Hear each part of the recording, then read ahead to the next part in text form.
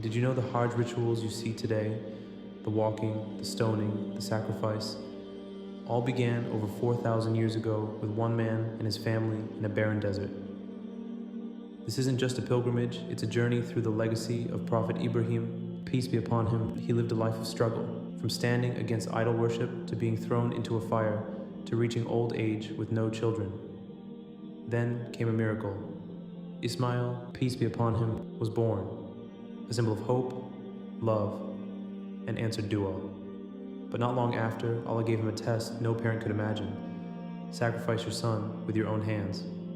Shocked, shaken, Ibrahim, peace be upon him, still submitted, and so did his son.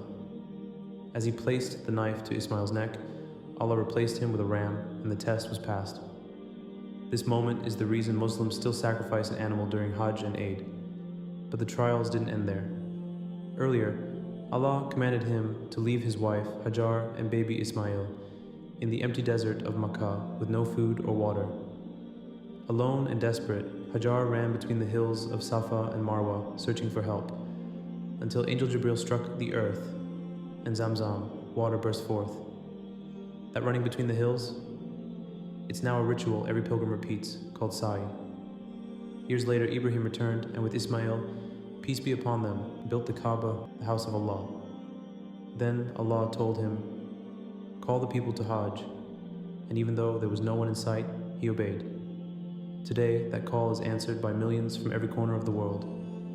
Every part of Hajj reflects this legacy: the sacrifice of Ismail, the running of Hajar, the pelting of Shaytan when Ibrahim threw stones at the devil who tried to stop him. Hajj isn't just a journey, it's walking in the footsteps of one of the greatest men to ever live. May peace be upon Ibrahim, Ismail, Hajar, and our beloved Prophet Muhammad. Peace be upon him, and may Allah accept the Hajj of all who answer the sacred call.